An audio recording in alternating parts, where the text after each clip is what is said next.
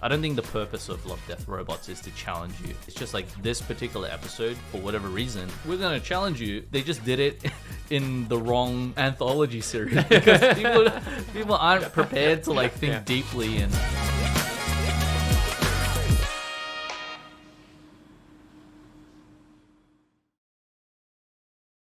Welcome to another episode of Decogged Podcast. Today we're going to talk about Love, Death, Robots Season 3 again. Yep. Last time, okay, that's my fault. Like last time we were supposed to talk about it in general, the overview of the whole show. Yeah. But then I steered it towards Jabara because of that interview. I mean, Jabara like probably deserves like its own own spotlight, but not to like take away from the other episodes. Yeah. But Jabara, there's just so much to unpack in that one. Exactly. So today I'm going to make it the fact that we can't say the word Jabaro after now. Or else I'm going to go back down into that hole. So yeah, we wanted to talk about the whole season in general because it was like, it brought some pretty cool themes. I feel like the theme of the show is just like have love, death, and robots. Like one of those three things or a combination, right? Okay, but I think like this season and maybe a few things in like the other seasons, they have like, I think depending on the studio, the directors and whatnot, you know, they've kind of tried to add more substance to it. And you can tell from the first episode onwards, like, okay, maybe this season's going to pose a lot more questions and things like it's not like just a visual eye candy. Whereas I feel like a lot of the first season was like very much visual eye candy and just like, not much. Yeah, like shallow storytelling. I mean, you can only tell so much in like 5-10 minutes, but this season there's a few episodes and we'll get to them where I think like they did try to go deeper and maybe it didn't work out so well. But I think I definitely think it's a bit deeper because for some reason this time when I think of more about the series in general, I felt like they posed some questions that I would think about, like philosophy wise or ethics or morals wise. More so than definitely more so than season 2. And I mean that could just be you because you're thinking about these things.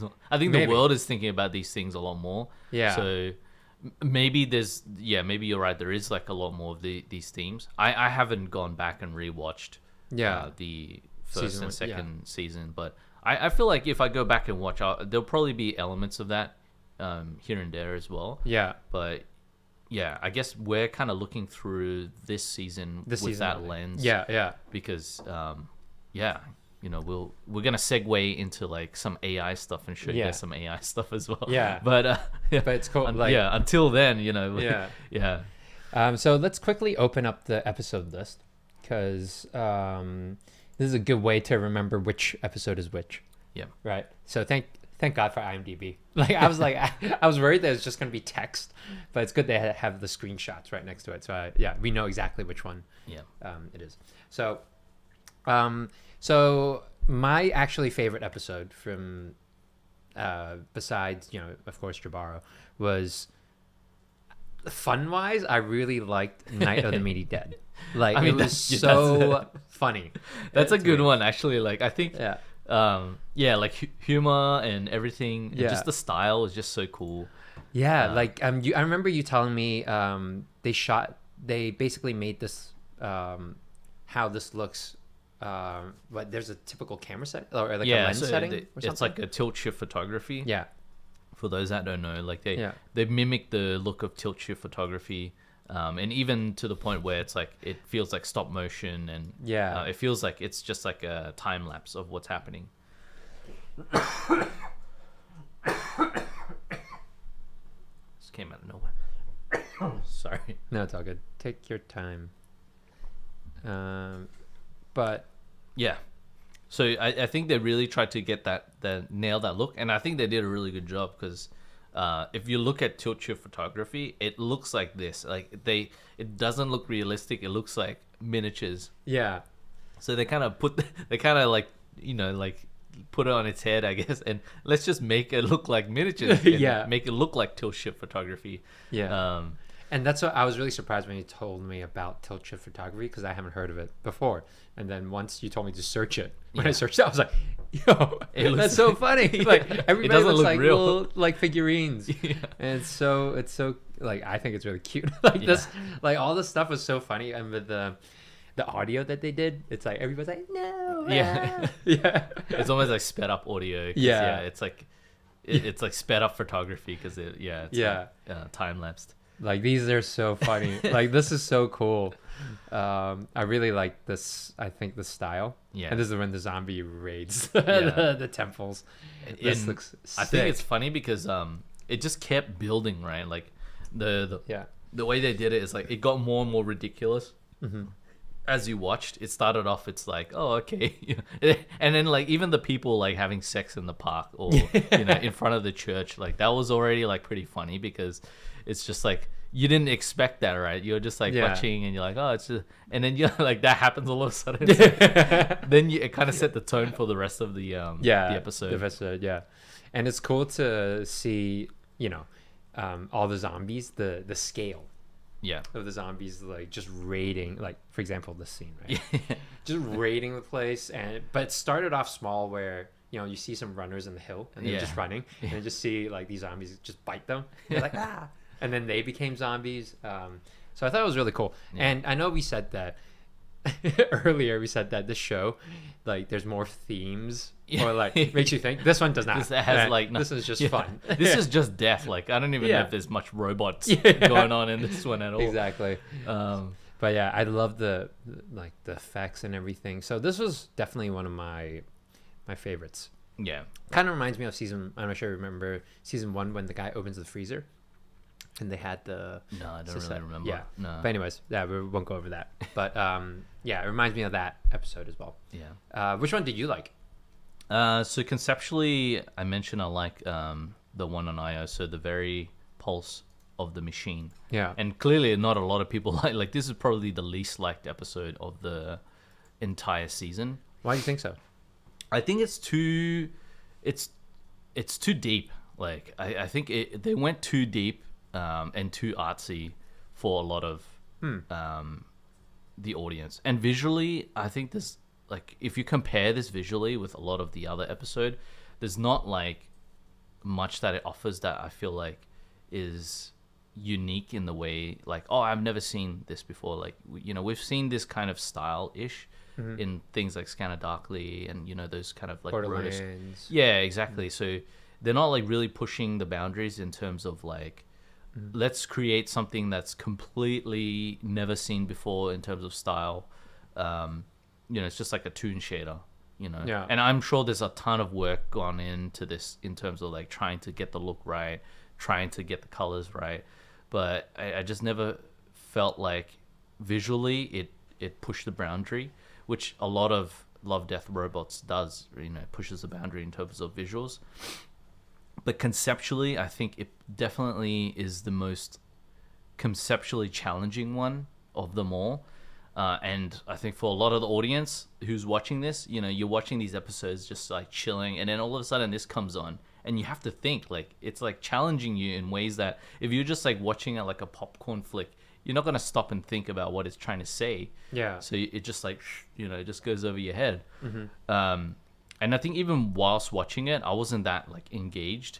But then at the end, after the episode, when I sat down to think about all the episodes and what they were trying to say, what it was about, right?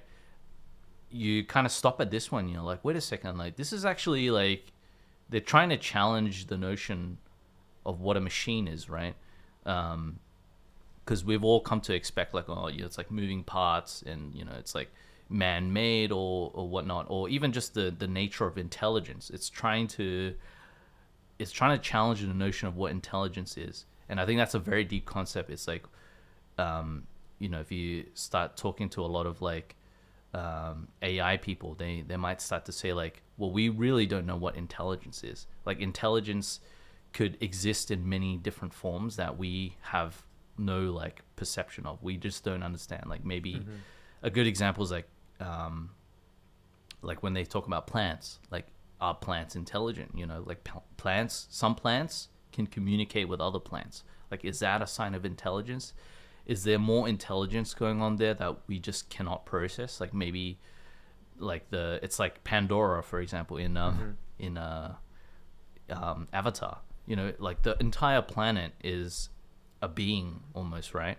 Yeah. And it's all connected. So connected by this, like, I guess this network. Yeah, this network of synapses and like it's almost like it's just giant nervous system.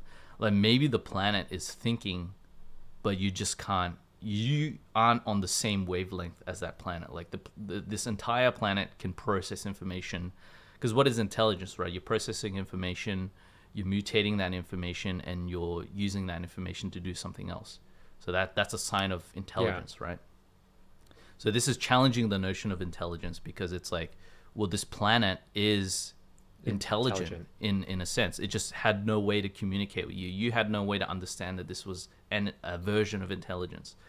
But this astronaut, I guess, was unlucky enough to experience something that kind of connected the two intelligences together. Because she, like, the planet actually, well, spoiler, basically takes her friend who died, right? Yeah. And then basically learned how to communicate in this character's, like, in English. Yeah, in a way that this, and then communicates with her, Yeah, this intelligent species could finally interact with this other type of intelligence.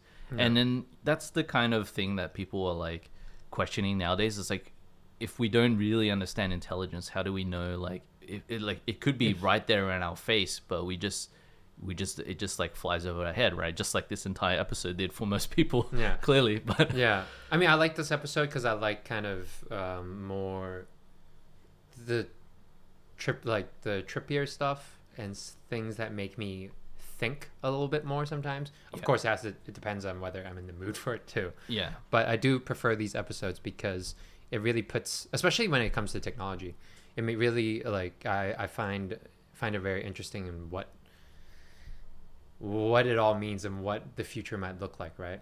And this was very interesting in the sense that I just remember watching it, and I don't even know how to process it until when we started talking about it. And I was like, that episode made me, like, think a little bit more than all the other episodes. Yeah, so I mean, it's like Night of the Living Dead is one that it's more like a consumption thing, right? You consume it and you enjoy it. It's just like a lot of movies these days. It's just made for consumption, and it's not made to challenge, right?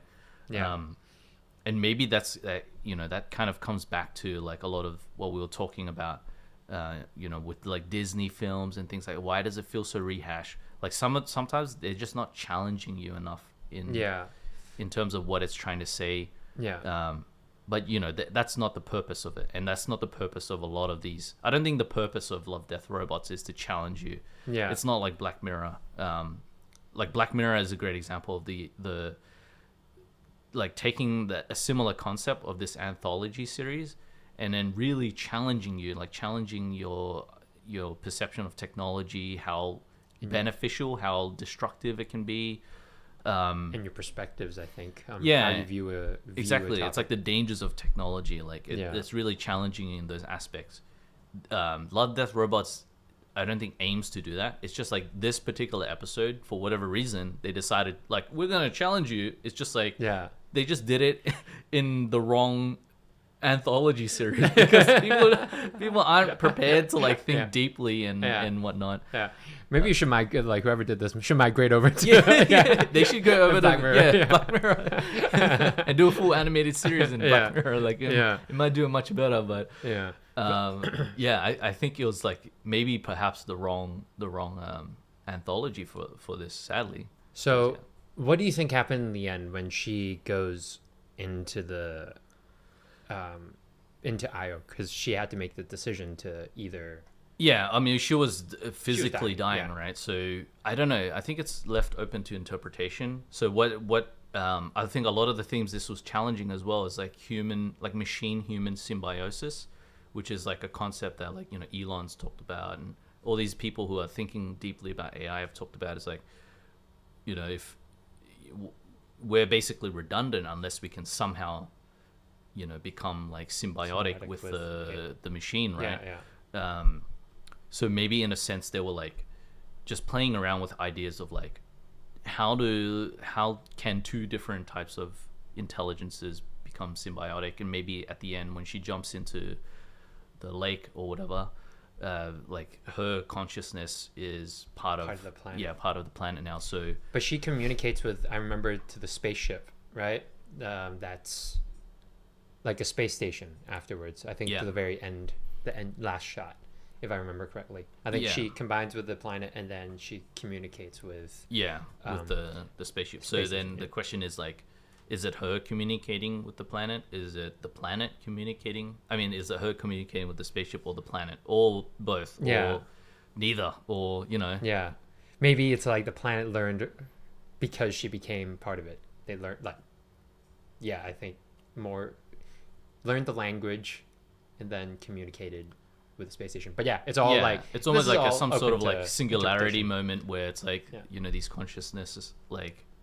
have come together, and it's like, are you the same entity at this point, or is it like some sort of singularity moment where the intelligence is just like becomes one? Maybe like, so it poses all these questions, like I think even indirectly, unintentionally, but it is very deep in that aspect that none of these other episodes I feel like even get close in terms of conceptual nature. Like, it doesn't challenge you nearly the same, but I don't think so either. I mean, when I'm looking at this is just fighting a monster. I mean, we should probably go through the rest of the... maybe we can go top down and... this one, these characters were, I think, present in season 1. I think maybe season 2 as well. I forgot. I'm not sure, But they're definitely returning characters. Yeah, they're returning characters, They're the only returning characters in this season, I think. This is actually my least favorite one. It kind of is my least favorite one, too, because... I can see why they opened up with it, because, you know, it's familiar, but it's also... I feel like if they opened up with bad traveling it, they would have done...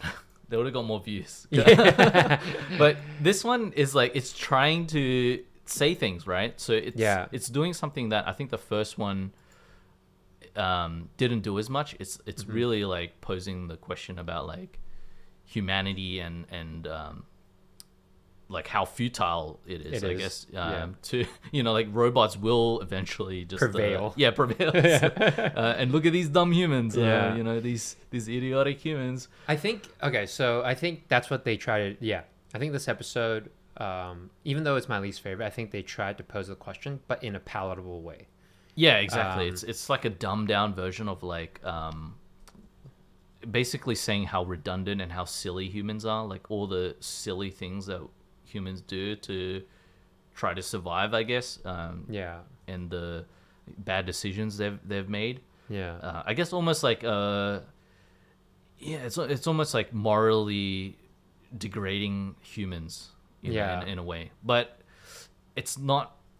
There's no depth to it because it doesn't leave room for, I guess, any interpretation. It's just like, it is what it is. It's saying it so obviously in such a in your face kind of way that it kind of loses any kind of like impact, because you watch it and it's like, oh, I get it, it's done. You know, like, you don't think about it anymore. But I think that's an interesting, like, you know, observation. I think maybe that's why it doesn't stick to us as much, but maybe that's the whole point of it, because they're trying to make it palatable instead of like, you know, they don't want people to think too much about it, but other than just open up the question of, oh, look how silly humans are. I mean, I didn't even think it was a question. It's more like a statement. And that's part of its problem. I think this would have been more powerful if it was a question.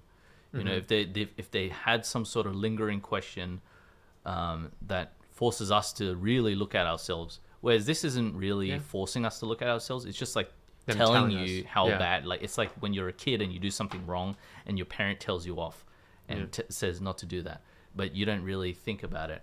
But whereas like if you're a kid and you make a mistake and you immediately get the consequences, like you know, you're faced with the consequences of your actions without somebody telling you did something wrong, you know, then that's a different story, right? The kid has to think about it more. So I feel like this is just kind of like we're just being you know, it's just a little bit like we're just being told off, sort of. I get that. I can see that. I also think, but that's why I'm thinking maybe that was the whole purpose of this episode.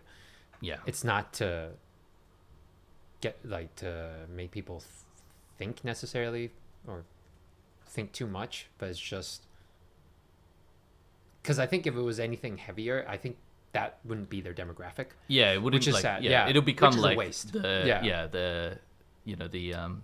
The other one, the very pulse of the machine. That's a very hard name to remember. Just call it IO. yeah. It'll just become like that episode where Exactly. people just like.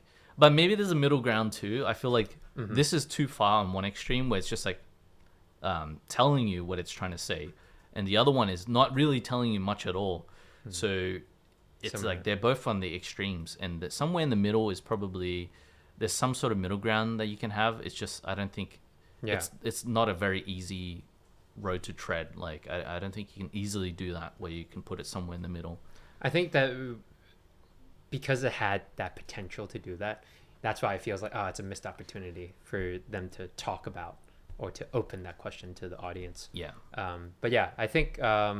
But I mean, these characters are cute. But other than that, I didn't think too much about this episode. Yeah. To be honest.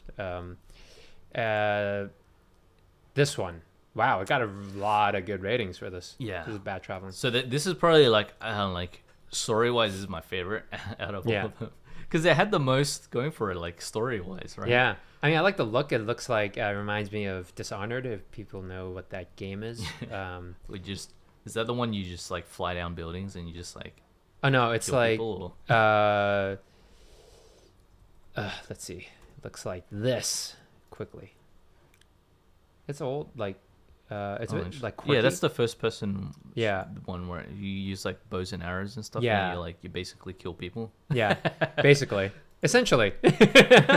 Okay, this is too graphic. But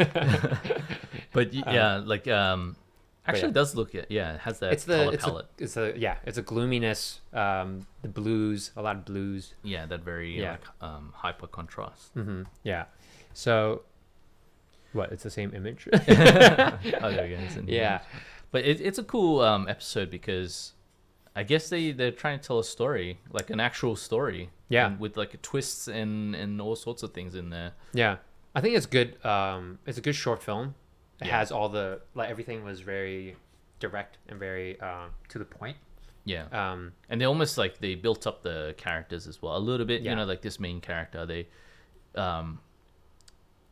I think what really intrigued me was like how this character felt like at times like morally like what's the moral of this character, you know, like which way of the moral spectrum does this character lie? Well, actually you can't tell whether he was good or bad. Yeah, you couldn't tell, right? So you couldn't tell if he was making selfish decisions to save himself or if he was making selfless decisions to save a whole group of people, and you didn't really find out until the very end. And it poses like other questions, like, you know, is it right to sacrifice? Is it right to kill a few people to save many? Yeah, which is like a hard question to but answer. Yeah, I think that's the biggest thing, because you, like, the whole time you're questioning, like, yo, is this guy like a good dude or the villain of the story? It's very like hard to tell, right? And in the end, like, you still don't really know, like, did he do the right thing? Like, it's very hard to, because he basically killed a whole bunch of people. Like, if you think about it, that's kind of dark. Like, but to save a whole town, you know, of kids and, you know, children. Exactly. So, that's, I think, I mean, I like this kind of more decision making sort of things, like even games. I love that. So, I thought this was, and of course the look looks really good. Any sea creature, like the creature was, it made me feel creeped out. Creepy, It gave me goosebumps because it looks so slithery and slimy. It's like, oh. Just after you mentioned it, like the way it moved too, it was like, it was so like, I mean, it was like a crab sort of thing, right? But it just moved like so creepily that like it's crabs, but for some reason they had that really slimy sort of a feel to it, like they can go into your skin and just like go inside. Which like at some point it did, right? Like I think so. The communication that it basically like it's just very it was very off-putting. So they did a great job in making me feel disgusted. Even animation wise and everything, it felt like everything was like a really high level. like a really highly well executed short. Exactly. So, yeah, I think this deserves actually, it seems like it's everybody's favorite just by looking at the just like the broader audience. It's 8.7. 8.7 out of 9,000, I think. And I think Jabara is the next one, the next closest one. Oh no, it's even down. Like that's what I mean. Like this is everybody's favorite because I think it had the most linear storytelling. Traditional, but it also had it was really well done, executed. It had style and stuff. It wasn't just it didn't look just photorealistic. It was stylized. There was suspense. There was the character was pretty interesting, and it posed moral questions. It had all these things going for it. So that's probably my second favorite after after IO. I think Jabara is its own thing. I don't even put it in the same category as these. I wonder, as someone who made Bad Traveling, and whether they think hey man, ours is really good too. How come everybody likes ours, but we're not getting the same attention? Nobody's talking about it like Jabara is. What's going on? Poor guys. But Jabara is almost the way I see it, this is a short. This is the best short out of the bunch. Yeah, without a doubt. In my mind, even compared to Jabara, it's a better short. But Jabara is almost a piece of art, right? Piece, you can't even compare the two things. Jabara is just a weird. It's just an experience, right? You just it's like watching a car crash or something. You can't look away. You're just it's so messed up. But sorry to tell you, Bad Traveling, Jabara just has a little bit more star power, even though you might be a better band player. It has the critic bait power. But you have my respect. But definitely a great episode. Now when we come to these ones, so I realized I didn't see this and this one. It's the rat. Kill Team Kill. That's the one where it's 2D. How come I don't? The bear. I thought I watched all of it. Sometimes, I didn't see this one. Wow. Okay. Yeah. I mean, was this one good? I didn't really like it, but that great. I actually don't feel like those two I enjoyed as much. So I don't think you're missing out on all. Oh, great. In fact, I think. Let's see. Let me quickly take a. Oh God, I don't like rats. Just so anybody knows, I really hate rats. This is a fun episode. So this episode is fun because I think it's just funny and humorous in the sense that this old man and how he reacts to the situation is funny. Yeah. He looks but cool. Beyond that, I don't think there's much real substance. There's a few things it's that if you really try to dig into it, you could probably extract some sort of ideas out of, and themes out of. Is AI really making our lives better, kind of thing? But I think it's a stretch to say it's trying to go deep like that. Okay. But you could look into it deeply if you wanted, but I really don't think the filmmakers were trying thinking too much. Yeah, they weren't. Yeah, I don't think they were trying to make it all about that. Yeah. But it is a good episode. I don't want to spoil too much, so you should watch. You should definitely check it out because visually it looks good. Yeah, I can't stop looking at the fingers. It looks really stylized. I really like it. Yeah, it has a really this guy. He looks great. He's so creepy. Yeah. But they did something really interesting with this, where they have elements of realism, but elements of stylized. Yeah. They blended the two really well. It's almost painterly overlaid with realistic. Yeah, because when I'm looking at this jacket, it looks realistic. I would say, But then when I look at the collar here, it looks almost like clay or Play-Doh. Yeah, and then the face doesn't look like real flesh, right? It looks like a painted look. So visually, the robot's reflective and it looks kind of realistic. Yeah, in a sense. And then the rats have fur, so it has all these. Yeah, but even the rats look like taxidermy. It's almost like a very it's not realistic. It's almost very toyish in a way. Ways. Yeah, exactly. It looks like a toy or something. Yeah, like a real toy, like a physical toy. But this one kind of it's so it's so well mixed together. I actually didn't analyze the style of it that closely, but now when we're looking at it, it looks becomes very obvious that it's like it's not realistic, but it's also not like very super stylized. Not painted. It's not like Arcane, for example. Exactly. Yeah. Where it's like all painted kind of look. I almost think like it's the only thing that's unifying it is really just the realistic textures, but then, oh man, it's hard to really. It's hard to put your finger on what exactly what kind of style this is. But maybe they hit some sort of good balance. Yeah. Cool. I definitely need to watch this one. And then Swarm, I thought it was okay. Like, I mean, I didn't really think too much about it, to be honest. I thought it was. Yeah, I didn't think it was that. It felt a little bit creepy. I gotta be like, if I'm honest, like it was a little bit in the Uncanny Valley with the humans. Mm-hmm. Yeah. Not a little bit. Like I'd say it's definitely like in the Uncanny Valley. Yeah. I thought we moved beyond this as an industry, but like no disrespect to anyone who worked on this, but I think they weren't trying to go photo real with the humans because the creatures, like the environment and everything, it just feel like it wouldn't. I feel like they wouldn't gel as much. Yeah. If it was photo real, but because that it's not photo real, it just looks creepy. It just like I think, yeah. You can't make a human not photo real and have it not look creepy unless it's highly stylized. So then they're neither here nor there. Yeah, so, it reminds me of also Final Fantasy: The Spirit Within. Yeah. It's like that level of. But you know, I think it was a creative decision. I don't agree with it. Like I don't agree with the decision. Honestly, maybe they should have just filmed the people. They just should have filmed people on wires and. Because I think this looks great.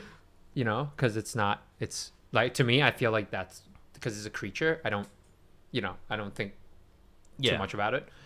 But then when it gets the humans, it's when I'm like, the creatures look really good. I mean, you know, after a while, you kind of accept it, and it doesn't bother you as much. But initially, it just creeped me out a little bit.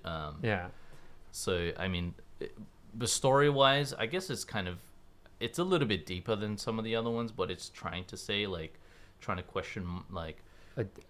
Well, I think, again, it's challenging the notion of intelligence. Like, it's saying, like, this swarm hive intelligence is a version of intelligence that could exist. And then it's kind of posing a moral question, like if we ever do encounter like a different species, a different intelligence, whether it's right or not to interfere, to try to extract. It's also playing into like the human element, where like the decisions that humans make, like often very selfishly, lead to their own destruction. Demise. So. But it's not like a deep thing either. Like I don't think the creators really thought like super deep about these concepts. They kind of just presented them as is. Yeah, and I just thought she turned over so quickly. Apparently, she spent like so many years like with these creatures, and then suddenly this guy shows up. Yeah, he's like, oh yeah. Like, you know what? I'll help you out. Yeah. I'll betray everybody that I learned to live with. So I just thought it was a bit too easy. Yeah, I guess like the motivation, her motivation just seems like all over the place a little. But in her head, it's like, oh, I can, like, this is knowledge that can help our species. So maybe I'm, but he's, and then like he's kind of like, well, I'm gonna.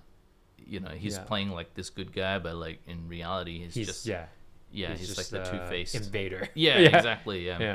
So I didn't think too much about that. This one, of course, finally, I thought this was just it's just very intense. Like, the whole thing just felt very intense to me, but I definitely think this could be filmed as well because I recognize the actors. Oh really? So one of them was from Magic Mike. I forgot. Team leader. Yeah, he's also the guy in like Vampire, like some vampire thing. I think so. I think so. Like True Blood or something. He's also in Tobey Maguire. Tobey Maguire Spider-Man. He's Flash time, like. Oh really? He's trying to, like, the first Spider-Man, he tries to swing at him. Yeah, I don't remember, but yeah, that's pretty funny actually. Yeah. So yeah, I didn't think too much about this. This wasn't like, it was okay. Yeah. Just. Yeah, I mean, it's like visual eye candy. So this one to me, again, it's just like, it's just eye candy. It's just like Gears of War kind of feeling. Yeah. But in short film form. So yeah. I mean, maybe there's some deeper meaning, but I just didn't. If there was, I totally missed it. I thought it was just gore. Yeah, it's just like just make like something that looks like super realistic and just like gory and violent and intense. And they got it, so they did that. Really I mean, in the end, it was creepy because the girl didn't have her eyes, and she was walking in the desert. I mean, that always freaks me out. Yeah, but it was overall, great season. Pretty good season. Well, worth watching. I think like some episodes were obviously like better, and some were like just entertainment. And you had a couple which like tried to do more. And I guess like I kind of like the fact that there's a mix of things though. You know, like I do enjoy like some of the dumber episodes. Like Kill Team Kill is just like it's just straight up gore. Like the whole thing is just gore, right? But action packed. Actually that seems like it's the least favorite one. Because what's the IO one rated at? 6.8. Yeah, so maybe Kill Team Kill is like, because I partially think it's the style too. It doesn't look as appealing. I mean, this looks good, but when I look at the characters, I think, or maybe it's just too. There's just nothing to it. Really, it was just like literally just like a bunch of dudes just getting killed. So, there's not much substance in. Cool. This is not my preferred style of anime, but with 3D people as well, so it's very hard to like. Well, I like 2D, but it's just like this. Like I think this looks looks really. It looks just not my style for me. Yeah, that's all. I mean, I've got a soft spot for 3D. I'm gonna say just because I've been in 3D for so long. But I have an appreciation for 3D more. There, I said it. He's biased. I'm biased. Yeah. So this actually leads us, like, after talking about Love, Death, and Robots, about AI, this leads us to the next topic for today, which was something that's pretty scary in some ways. Yeah. It's definitely come sooner than I thought. Yeah. We talked about this here. before. Yeah. In previous episodes, we talked about how we had that episode where we talked about you can use text, like a text, a line of text essentially to generate, I guess, to generate imagery. Exactly. It's already here. So there's this platform called Midjourney. It's all at the moment. It's as far as I'm aware, is kind of being done over Discord in a private Discord channel. You can apply for a beta. And go through. I don't know if there's some approval process or not. I got an invite from somebody, and that's how I got access to it. And I've just been playing around with it, and I've been showing you like how it works. So I mean, I don't know. Well, like, I guess we could play, and then we can you can give me your thoughts about what you think. So I mean, I'm gonna have to blur this out because we can't share other people's ideas and prompts. So, but essentially, Billy showed me like this morning. Or he put in a prompt, which is like a robot sitting on top of a tall mountain sipping wine, and then the style was just photorealistic and hyperreal, and some other adjectives like rusty, dim lighting, right? Yeah. And then I didn't think too much about it. Like I know that it was gonna come up with an image, but I was surprised about how fast it was as well, because it was like. Yeah, he highlighted like it's actually processing real time, and then so it's quick. It basically iterates over. It generates like a loose image, and it slowly resolves it. I guess. Yeah. It's like slowly up-resing that image, and the hope is that by the end you have something that resembles what you typed in, and like crazily enough, like it does do what you say. It just doesn't give you. It doesn't always get you exactly what you want. Yeah. But it does get you something along those lines, and I think sometimes it gives you something that you didn't even think of to begin with. Like it was so left field that you're like, oh, but that actually kind of works in a weird way. But I think that's what's like crazy about it, and a good thing about it, because it creates, it generates an idea that you haven't thought of. So it's like out of the box, and that's something that's you can go from there. Maybe you pick up something that that's so out there that you didn't think of, and it becomes your main idea. Yeah, and I think that's what's really I think so crazy. Yeah, you know, like this one. So this is what it generated, right? And this is pretty freaking cool. Yeah. So I mean, it is a robot sitting on a hill or a mountain. This one's pretty good. Yeah. We just need to minimize this. Yeah. Make it smaller. I mean, that says it's sipping on wine, so it's not really sipping on wine, but yeah. Like the one on the bottom right is very interesting. It's like a giant bottle, and the robot is on top of the bottle, but as well as it is the bottle.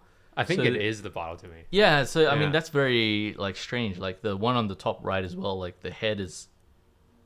Yeah. The head is the wine. I mean, some of these things are like very off, but like you could kind of get like a sense of like, oh, okay, like I kind of like this perspective. Like the one on top left, I do like how he's sitting there. Yeah. Maybe if you just put the wine next to his hand or something, that could do the job. But these aren't up-resed either. So part of the tool allows you to up-res one of these images. So you can you can opt to up-res it to an even higher quality. It doesn't always do what you want as well. So it doesn't generate like like a fully well-formed version of it. It just kind of up-reses the textures a little bit and maybe sharpens some areas. But sometimes you just still end up with a garbled kind of mess. Like, what is that actually? I can't tell what that actually is. But I have seen some versions where it's like humanoid. Like, I think the data sets that they must have trained it on, like, there's a lot of humans because the human ones work so much better. So if you type like a samurai with like a robot suit or something, like you'd get something like that works really well. But whereas like creatures and maybe like camera angles, it doesn't quite understand those things so much. So we did try that out. So I tried out a prompt which was I think it was a centipede.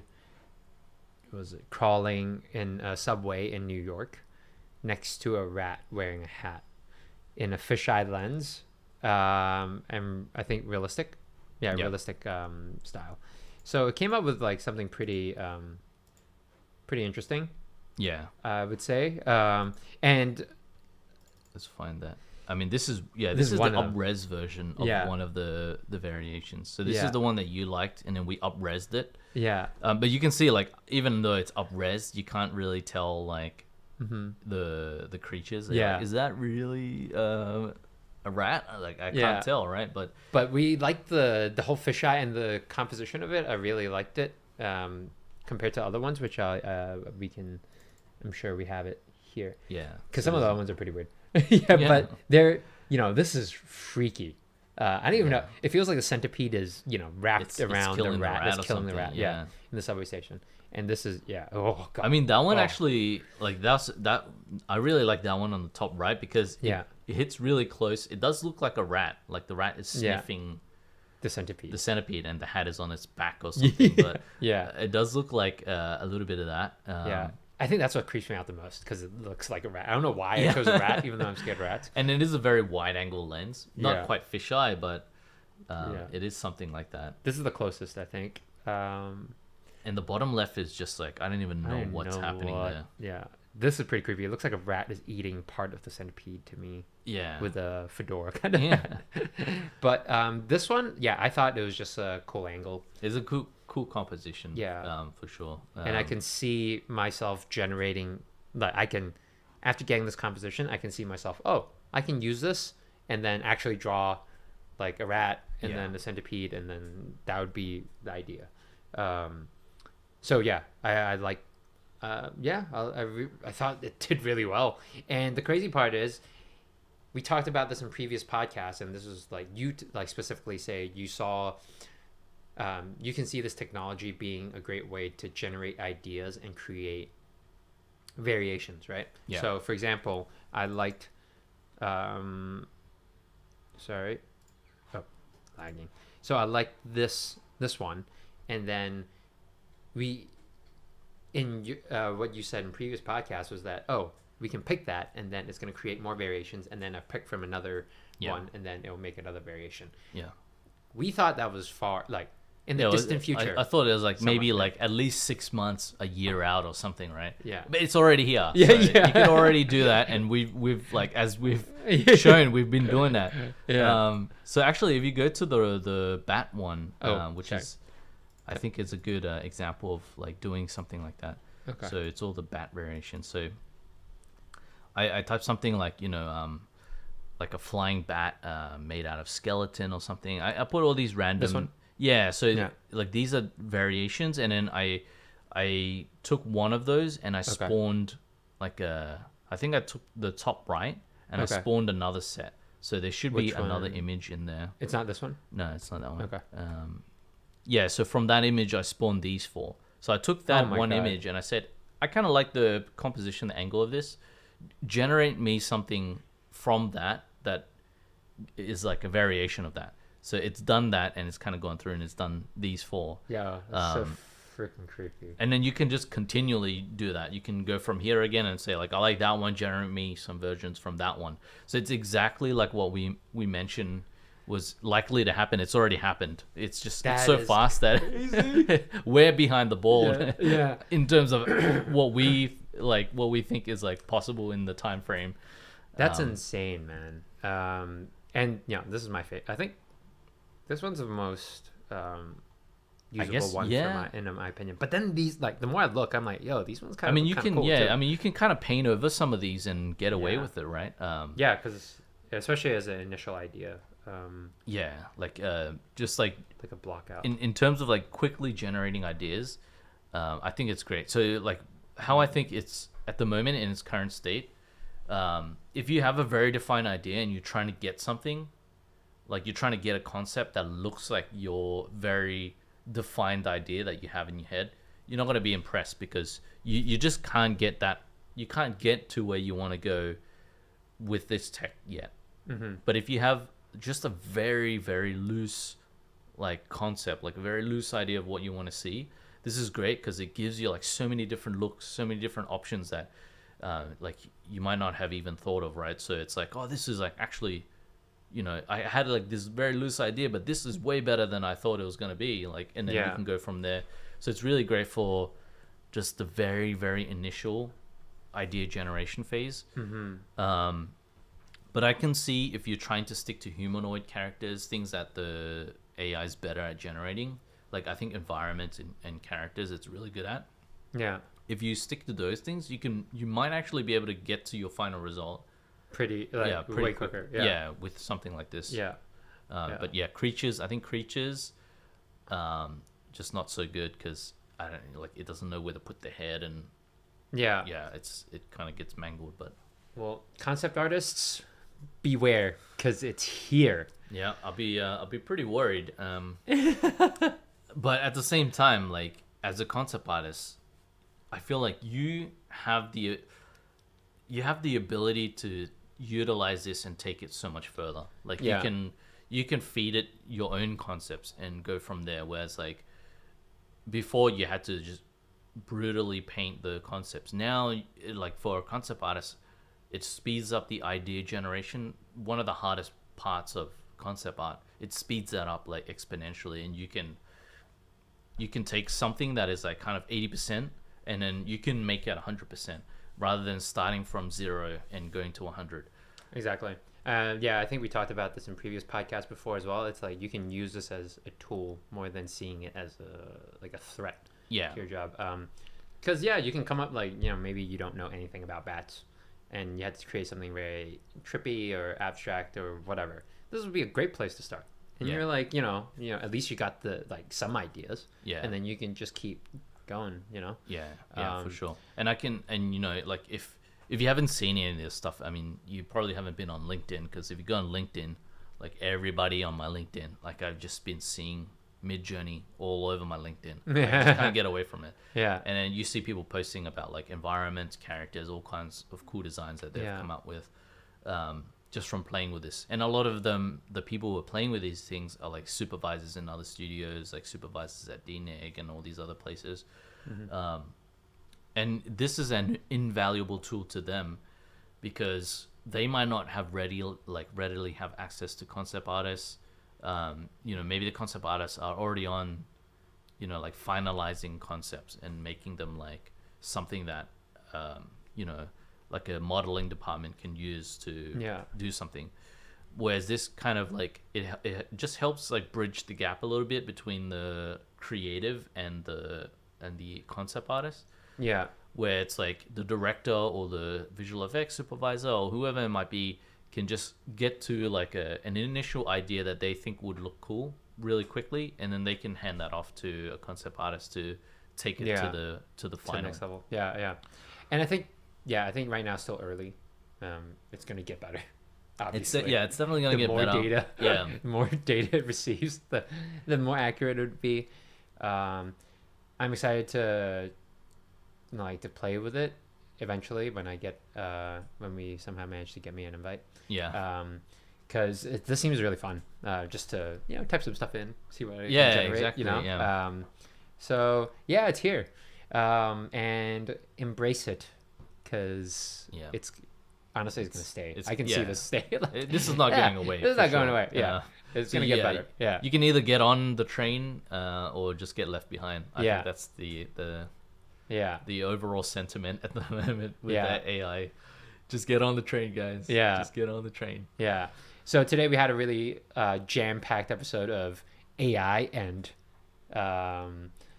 talking about AI. Well, AI and like talking about AI, showing AI. I guess reviewing stuff about AI. Just AI. Thanks for watching or listening to our content. If you like what you saw, feel free to subscribe to our YouTube channel. Thanks again. Peace.